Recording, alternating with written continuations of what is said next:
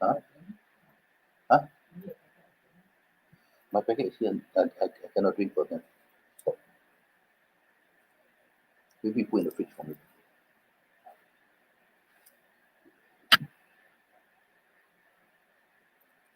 Okay, coming.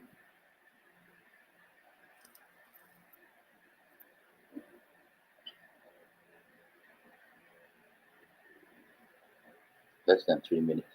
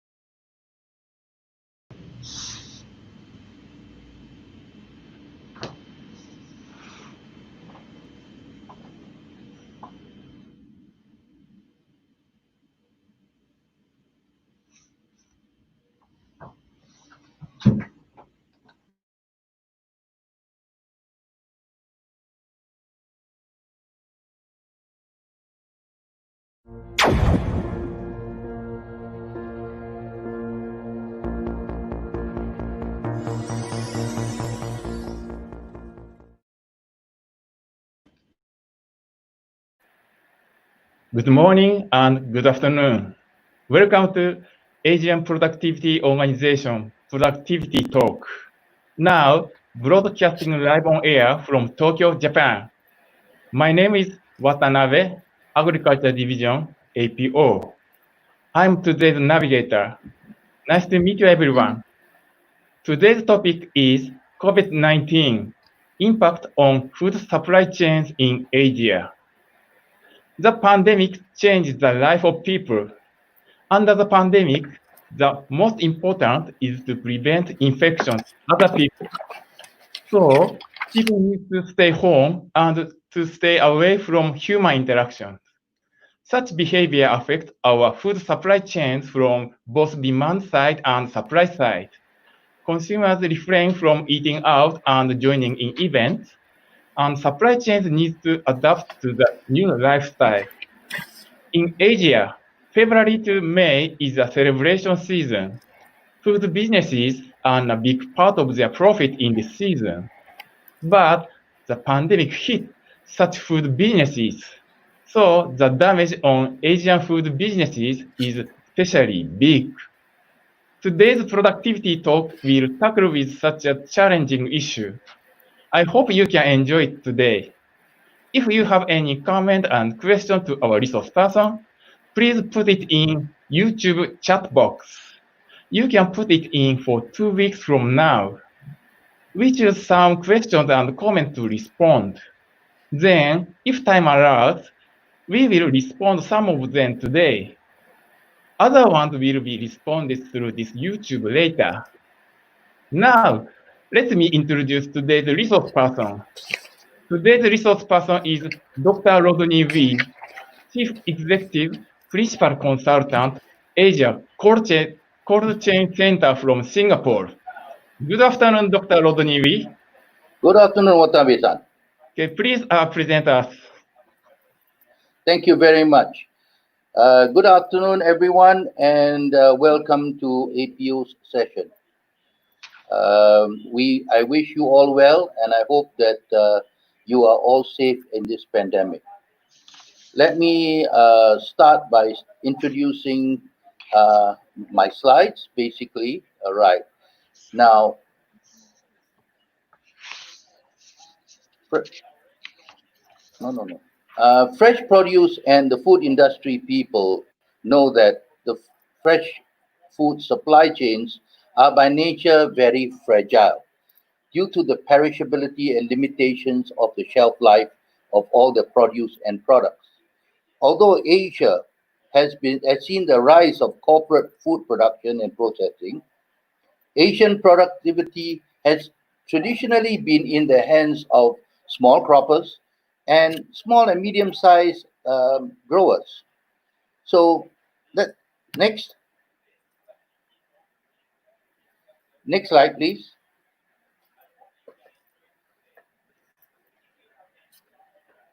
Right. Okay. The agribusiness has been facing already existing challenges. One, you know, is basically poor harvest due to the effects of climate change, and of course, trade issues, an abundance of other problems. The COVID-19 issues brought upon us is missing parts to your HACCP, your food production supply chains. Is the missing SOPs that which we require for us to trade as per normal, and it closes off all our international borders. So trade issues actually, are affected by this, impacted by all these restrictions, right? In even international movements and your interstate movements of transport and movement of cargo has been blocked. So our problems have been, obstructed. Of course, priority has been for the governments to focus on the medical aspect, the health aspect, but equally important is our food chains. So the enforced reduction of human interaction has brought upon us the myriad of supply chain issues. And I'm putting restrictions on food production, food processing, and restriction of movement. Just as a matter of interest, so that it destroys your productivity from your production side all the way through to your retail side. Next slide, please. Right. So the other issues that we notice, this is a simple chart. It goes from the center, the core of the earthquake, and it moves outwards, right? So the first thing we look at is the fact that these are the industries that are going to be affected. In travel, air travel, land travel, ports like airports are also stuck, which affects tourism, and it affects any kind of industries related to it, i.e. the oil, the chemical industry. And you look at, I've got four directions that it moves out of. One is the non-food economy, which you see at the top. And we are talking about services,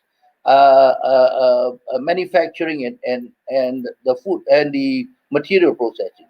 But let us focus on the most important thing, which is on to the right, which is food processing, the FMB, food production, and also the food suppliers.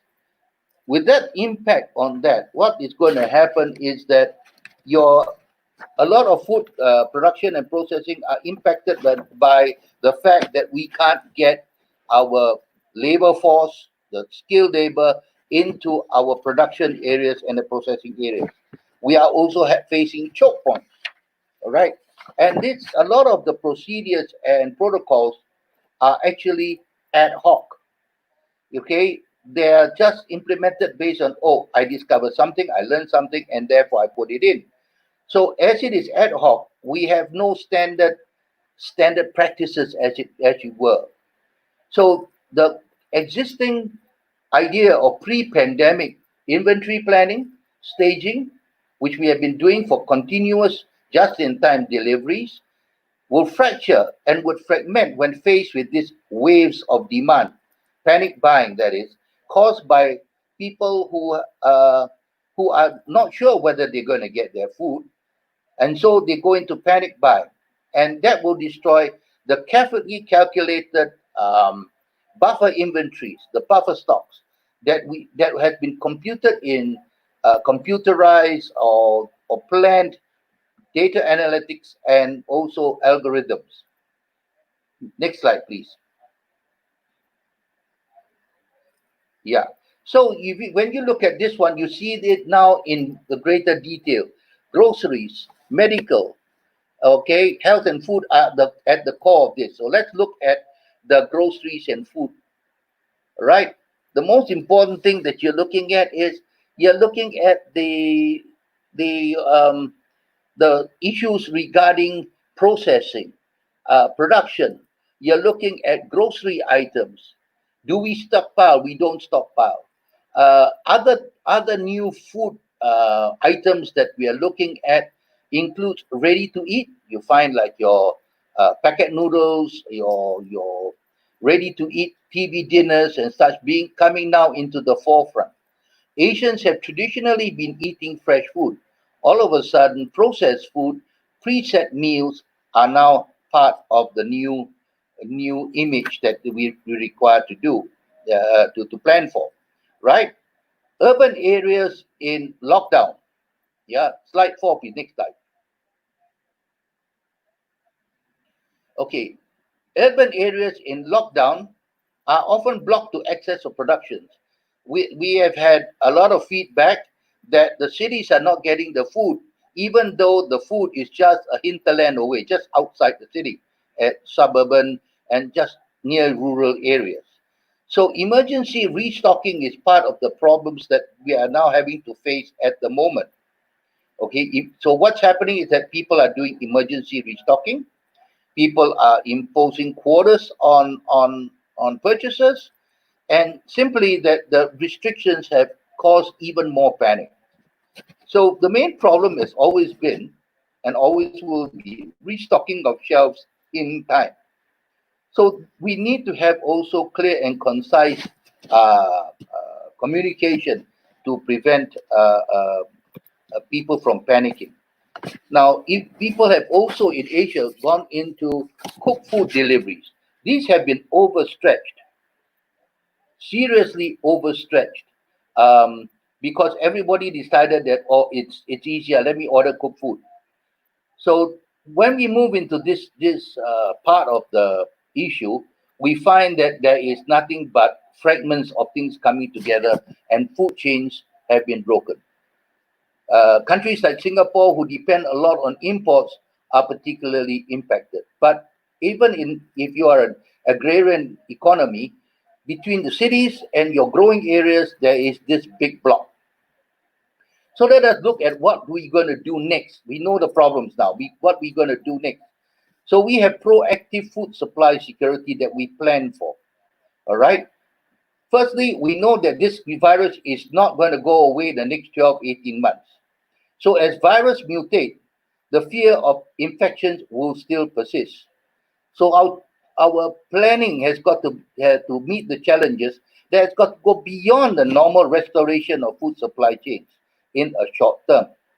We have to now also to calm people down, put in and set in place enhanced protocols which will work together with your normal SOPs of food processing, ACCCP, what ISO and whatever you have. And additional to that, we must also add in the issue of last mile deliveries, because at that last point between the final retail and the consumer, that has been shattered at this time. Okay, when we are talking about re-strategizing, then we must establish a network, okay, of food production, okay, in urban areas also to look at the available technologies. Okay, we also need to look at our technological skills, off-the-shelf technological skills, to have environmentally controlled food factories in the cities. We need to reorganize and reset again our distribution networks to put in contingency plans from farm to fork. Of course, without this, you still need to talk about the localized payment system, localized national payment systems, far and beyond your Visa and your debit cards, and go and have platforms that both monitor the supply, not only the supply, the sale, but also the deliveries and the payments all in one. Tracking and monitoring of food product environment. Remember, we are talking about perishable food, limited lifespan, to preserve the shelf life and to maybe in certain cases extend it. We have to have that right tracking and monitoring of its environment. We need also to incorporate emergency restocking and inventory staging using existing large retailers' database that they already have. This will help us to reduce the learning curve and get there faster. Right? So now let's look for the next slide, please. Okay, in summary, we have to therefore include all categories that we have set up. We have to implement the technology applications that we have for post-harvest. A lot of people have ignored the post-harvest processing. They just said, all right, I chop up my veggie and I bring it across. We need to really set to work the post-harvest practices, both for planting, that is the fruit and veggie. We need to look at it as for the seafood, the abattoirs, and all that, to look at the post-harvest so that we can extend at least a few days the shelf life of the food that we are about to eat. The next thing we got to do is we have to improve our staging and transportation network infrastructure, and this includes the cold chain. Sadly, a lot of people talk about the cold chain as, okay, I've got a truck, okay, I've got a cold room, and that's sufficient. I know I've already done it. The post harvest links together with the cold chain actually maintains the quality of your food and allows you to bring it to the final consumer in the mint condition which was grown or produced. Therefore, we need in the supply chain also upgraded SOPs for perishable food in all the areas, staging, storage, transport, all the way to the end, including retail. We need also to consider the timings and the scheduling with monitoring with and checklists. Why? Because we need to monitor and we need to map not only that, but also to have an overview of supply and demand. Right now, we are in a bullwhip situation. Those that need the kind of food that they want, they can't get it or not enough stock. Those that don't need it are getting the stock. So we see a lot of cases in countries where the farmers are actually throwing away the food because they can't ship it, they can't consume it, they can't sell it. So they're stuck with it. So we need to use this tracking and tracing and mapping out to actually have a strategic overview of supply and demand at district, at provincial, and at national levels. We also can use our handheld and wearable technologies in apps and everything else to do your track and trace, to monitor where the sources of supply and the sources of demand are. So again, we use technology off the shelf available for us to implement. Last couple of things that I'd like to bring up is the application of packing and packaging methodologies that we have for all our fresh produce and products. That technology is continuously upgraded and improved. But a lot of people look at it and say, that's too expensive, let's not do anything about it. But at the end, they contribute to your shelf life. At the end, they help you to reduce waste. So we need to tie that up with your next plan, which is a contingency planning for all your food security networks. All right? With all these things put back together, we look at what is now, the corrective action immediately, and the issues that are soon to come, all right, that we need to face. We cannot run away. Doing a short research on the pandemics, the earliest record of a virus pandemic goes off to something like 3,000 years BC, before Christ. Up to now, every century we've been having some kind of pandemic or epidemic, but we have never learned, and every time the same problems occur. Now we have the technology, now we have the capability. Now the next thing to do is build the capacity, and after the capacity, we at least help to mitigate the impact of the next the pandemic or even the next wave. Thank you. Thank you very much, Dr. Rodney Wee, Right. for your presentation. I can understand what you said in your presentation because it is just happening around me in Japan. I want to introduce you some example. The first example is retail. Please imagine supermarkets. Labor shortage of supermarket became worse due to school closures. Many mothers are working there as part-time workers. But due to school closures, they have to take care of their kids at home. Another problem is additional jobs on supermarket staff. They have to disinfect shopping basket and elevator buttons, put masks and transparent plastic sheets to minimize infection. Furthermore, supermarkets are more crowded compared with before the pandemic. Instead of eating out, people cook and eat at home. And instead of going far, like shopping mall, people go to neighbor shops. And most important is supermarket workers are at the higher risk of infection from other people. The second example is transportation. Please imagine truck drivers. In Japan, patients are concentrated in urban areas such as Tokyo and Osaka. So some people misunderstand truck drivers carry virus from urban to rural. According to the media, some drivers got some discrimination and harassment, such as reasonless criticism and scratching truck. Such kind of things are actually happening. I think food supply chain players are now facing various hardship. What do you think about this situation, Dr. Rodney Wee? Hi. Yes, very understand. Let me. Oh, you have a very long two questions all put together. Okay, I'll go it step by step. Based on feedback from supermarkets, big retailers, and also feedback from the freight association and people who are involved in the transport and supply chain industry. This is what answers that I hope to be able to give to you. One, let's start with the supermarkets. All right.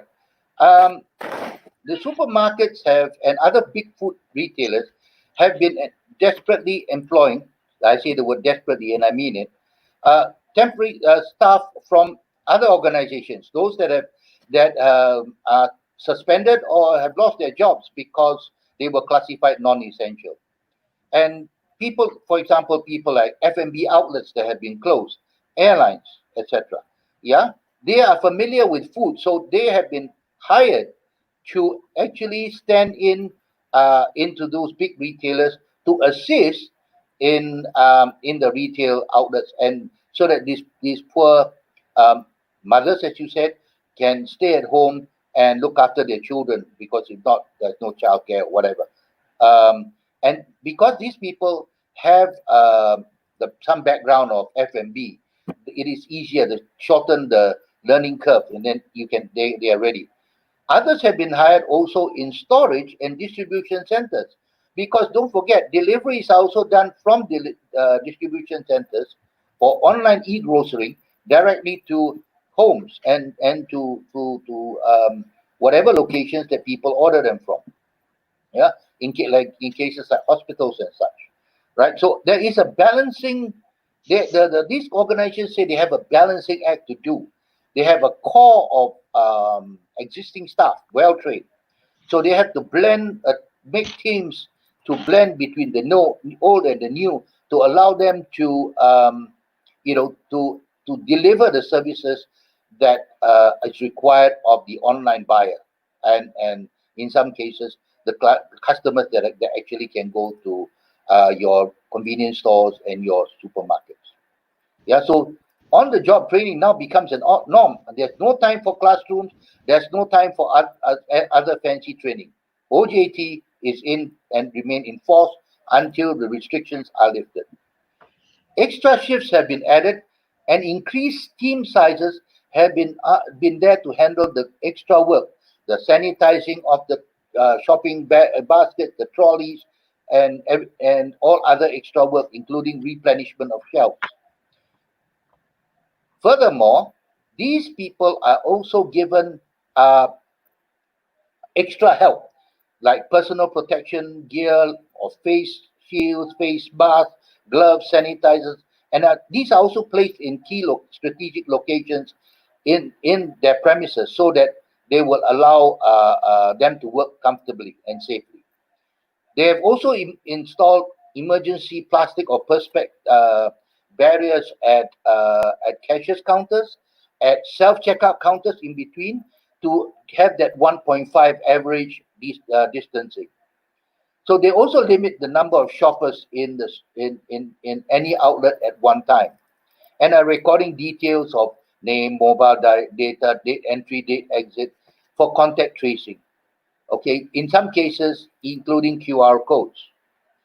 Additional staff have been also hired as security to guide the people in and out, and to manage all these things, that is occurring.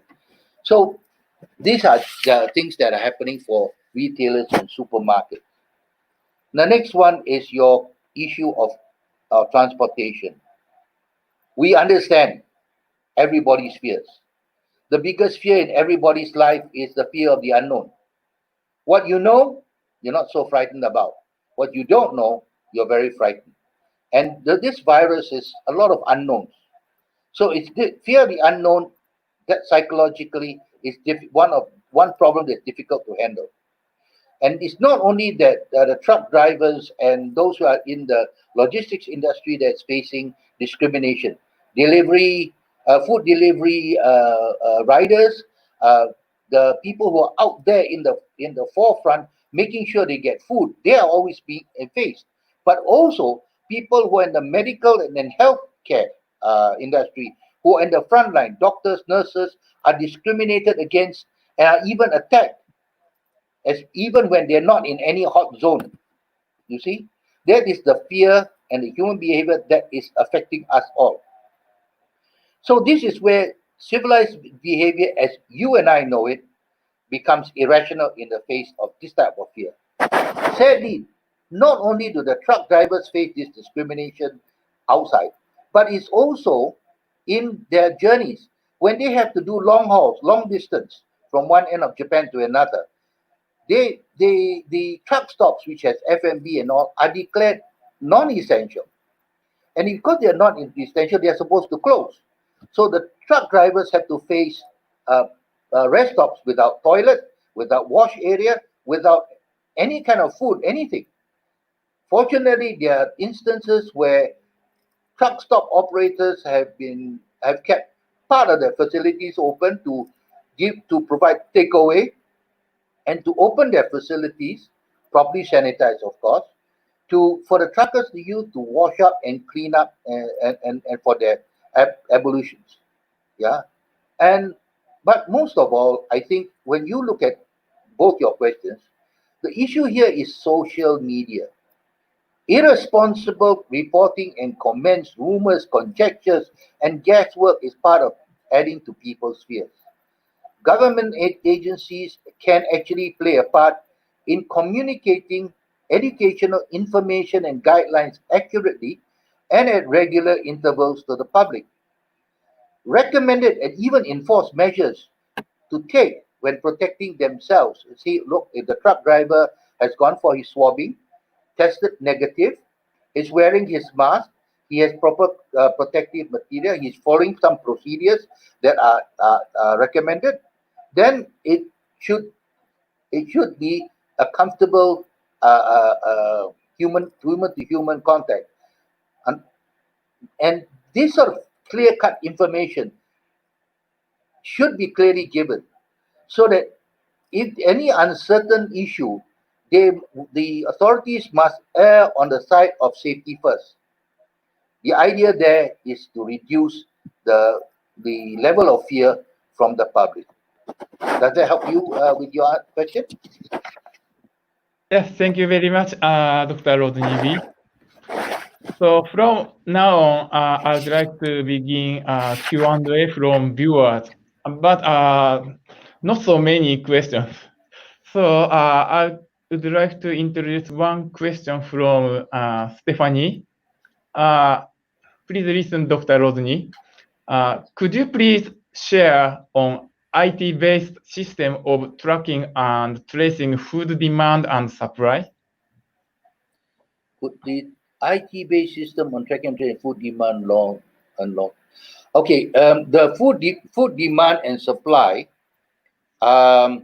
Basically, the governments or related agencies should be doing this planning. In big countries, example, big agricultural countries, Indonesia, Philippines, Vietnam, they have got big pockets of production everywhere. But right now, there is no centralized, whether it is at district or provincial at a national level. They don't have enough information to know which district at every season is producing what volumes. They get a bit of estimates, but nothing that is an overview. Okay, so if you have a large database, you are able to say, all right, this food needs to be grown here, this has not been grown here, maybe we should grow it. And so this requires a lot of manpower. The idea of having an IT based record is so that you can actually have an overview. It's not an easy task. I do not tell you it's going to be easy, but it can be done. We can have a proper planning for the country, or at least in each district, so that when the central authority asks for the information, they get it straight away. We can then also plan that if what is favorably grown in this area, say example, I grow these type of leafy vegetables in this area, but it's not grown in the other area, but the land and the climate is suitable, then we may want to diversify the production areas so that we could supply to the neighboring towns and cities and don't have to do that long haul trips for all the transporters. I don't have any system to recommend, and I wouldn't recommend any system because it's not my duty to recommend.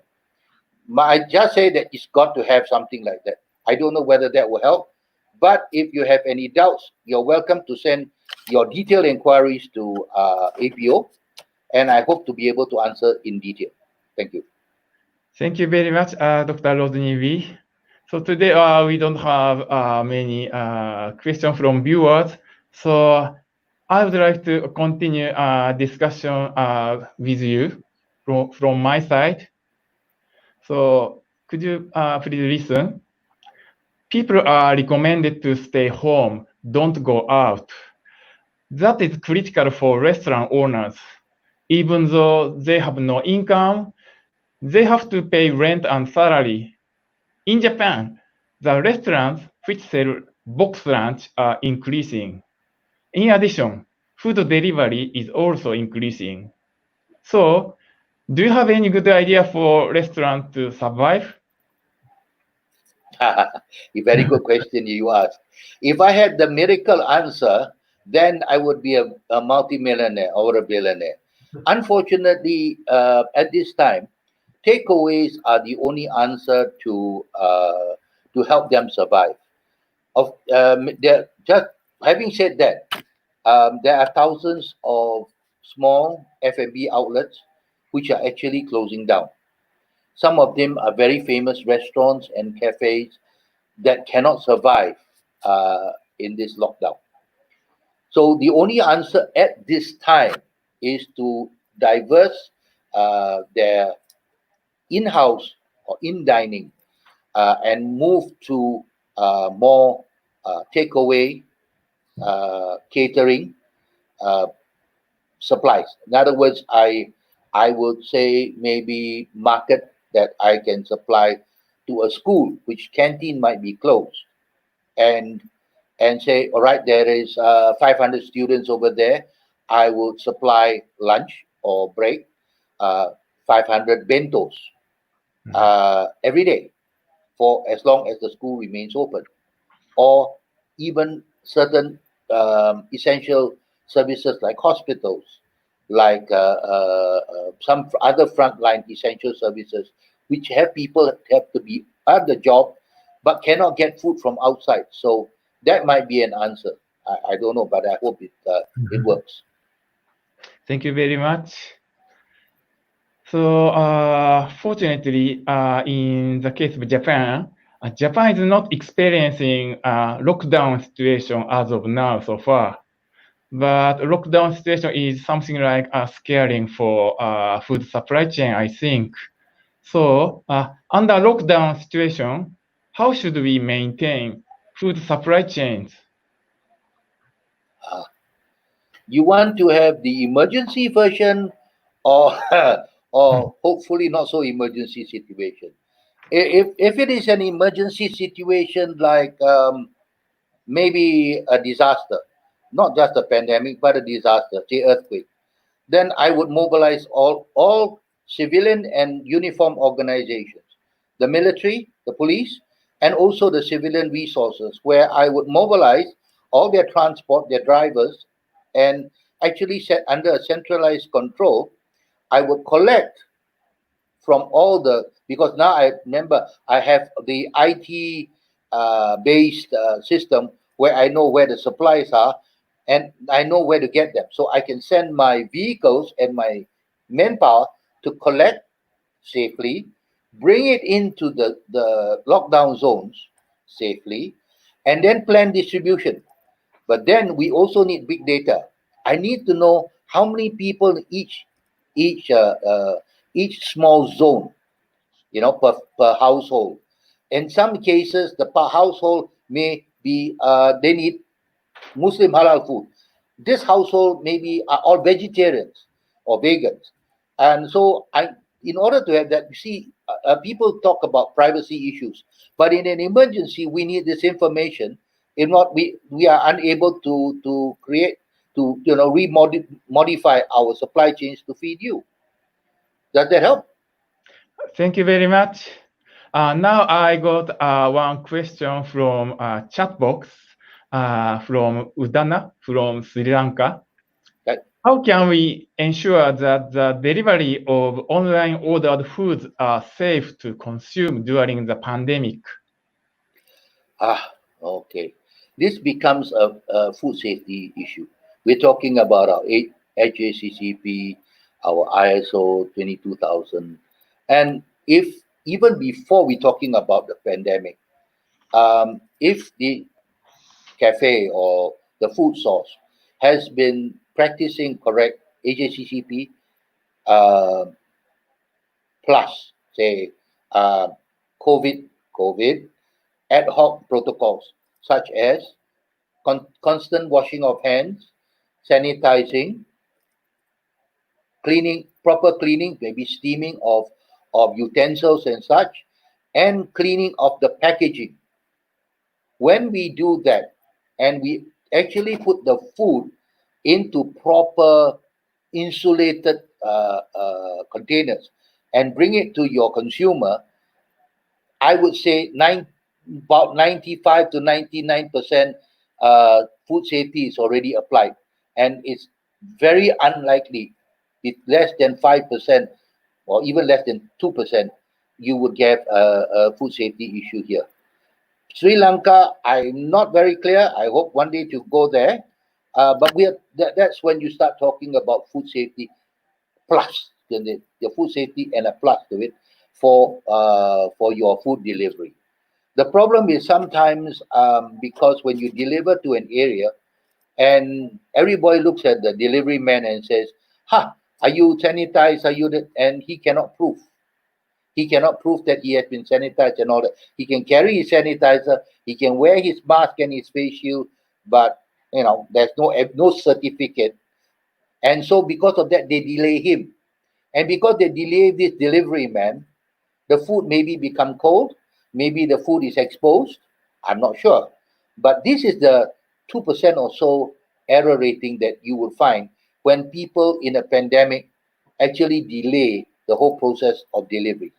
I myself had experienced that food deliveries have become delayed as a norm. Yeah, that helps, Sri Lanka.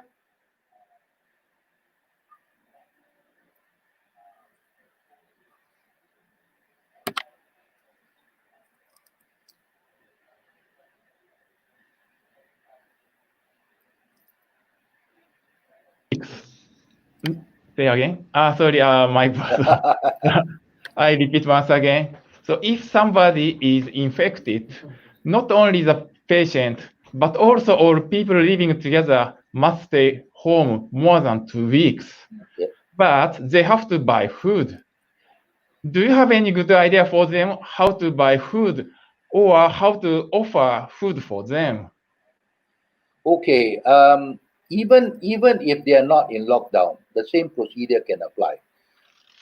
When you can order food online, if you can afford it, you order the food online, and then the food delivery person will come and put it outside your door. Okay, about a meter away from your door. They can call you over the mobile phone, and then step back. He already took a photograph with his mobile phone that he has delivered, and then you step back and call you, and you come out and collect it.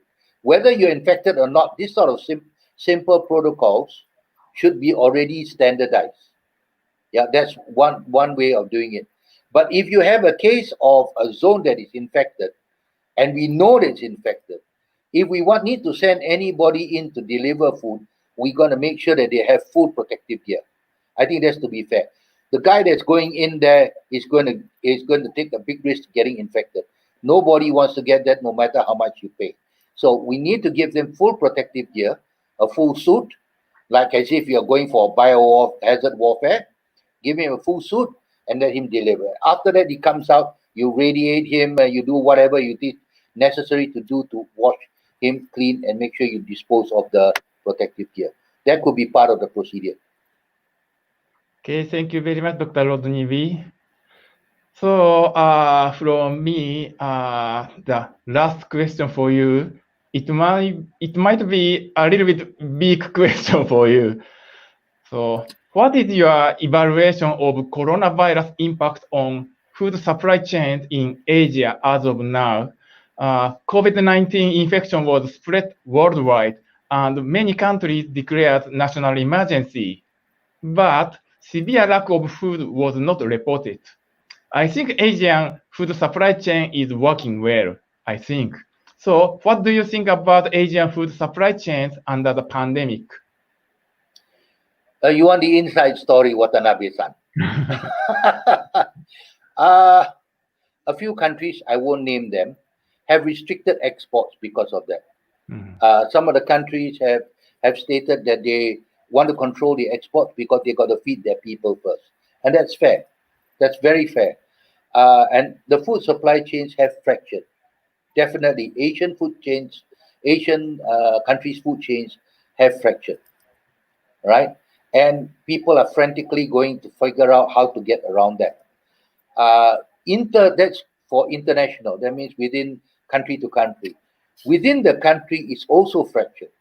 I have reports of several major countries where the food is just outside the city and they can't come in because that particular area has a cluster and they block it. So I would say that by and large, we are lucky that because Asia is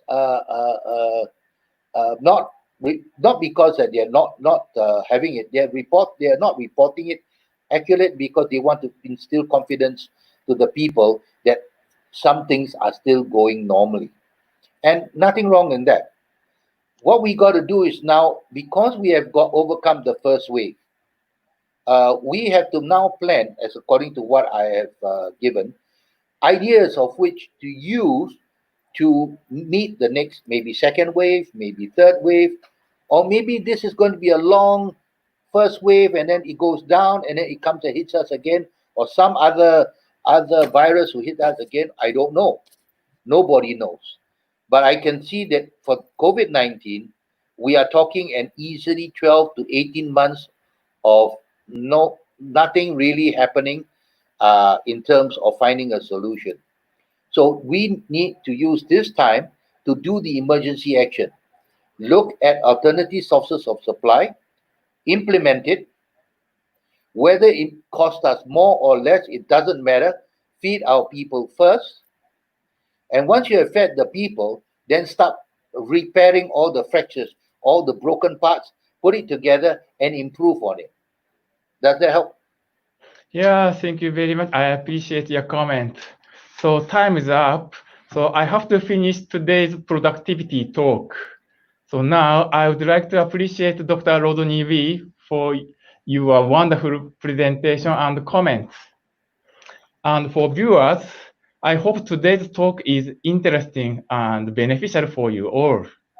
Thank you very much today for your attendance to our productivity talk. See you again. Bye.